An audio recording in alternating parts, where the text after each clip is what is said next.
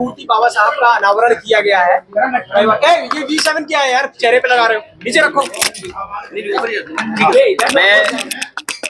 मैं समाजवादी पार्टी के सभी कार्यकर्ता अरे ये V7 चेहरा क्यों ढक रहे हो भाई?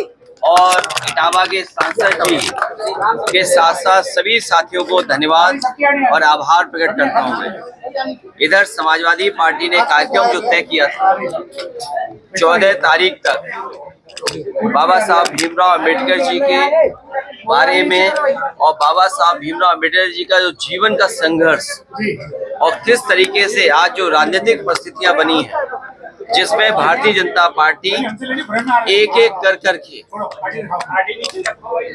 एक एक फैसला लेकर संविधान को किस तरीके से कमजोर कर रहा है। मैं बधाई देना चाहता हूं कार्यकर्ताओं को, नेताओं को, जिन्होंने बाबा साहब अंबेडकर जी की प्रतिमा लगा करके ये संकल्प लिया है कि जो रास्ता बाबा साहब भीमराव अंबेडकर जी ने दिखाया था उस रास्ते पे चल करके इस देश को और मजबूत बनाने का काम करेंगे।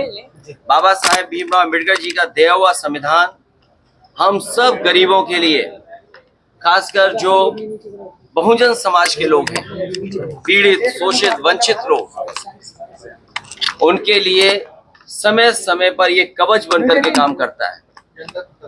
बाबा साहब भीमराव अंबेडकर जी का दिया हुआ संविधान हमारे लिए, सबके लिए एक रास्ता दिखाता है कि जहां पर सम्मान के साथ जीवन जी सकेंगे, और उसी संविधान को भारतीय जनता पार्टी कमजोर करना चाहती है। हम सब मिलकर के बाबा साहब भीमराव अंबेडकर जी के रास्ते पे चल करके, डॉक्टर लोहिया जी के रास्ते पे चल करके, और जो नेताजी ने संघर्ष का रास्ता समाजवाद को हाथ में दिया है, उन चीजों से परिवर्तन लाने का काम करेंगे। अटल जी की भी प्रतिमा बगल में लगी है, बाबा साहब की भी लगी है। मुझे उम्मीद है कि बाबा साहब भीमराव अंबेडकर जी और प्रधानमंत्री अटल बिहारी वाजपेयी की जो प्रतिमा बगल में है, भारतीय जनता पार्टी को कुछ सीखने को मिलेगा।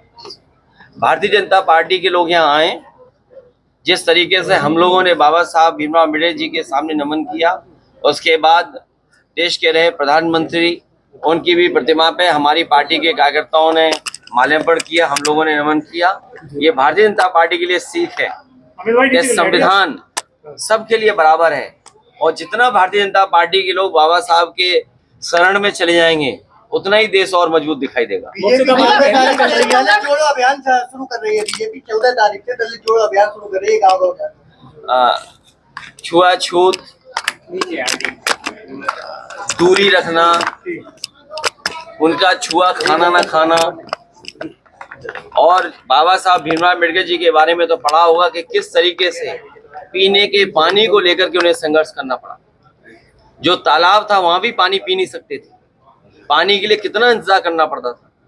अपनी क्लास, अपने कॉलेज या समाज में उन्होंने कितना भेदभाव देखा।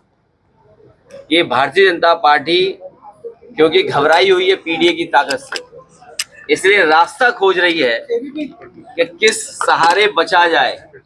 इसीलिए जानबूझ करके समाजवादियों का जब कार्यक्रम संपन्न हो गया है, उसके बाद वो कार्यक्रम कर रहे हैं। मुझे उम्मीद है कि जो गलतियां उन्होंने की हैं उसके लिए माफी जरूर मांगेंगे। जिस तरीके से गैलीलियो को सजा दी थी चर्च ने और उसकी जान चली गई थी, और गैलीलियो ने केवल ये कहा था कि धरती का चक्र सूर्य नहीं लगाता है, बल्कि सूरज का चक्कर धरती लगाती है। उसी पे चर्च ने सजा दे दी थी और उसकी जान चली गई थी। 400 साल बाद माफी मांगी। क्या भारतीय जनता पार्टी के लोग या उनसे प्रभावित लोग जो गलती की है उसकी माफी मांगेंगे कि नहीं मांगेंगे? मुझसे तो बात नहीं। चलिए कल वहाँ ये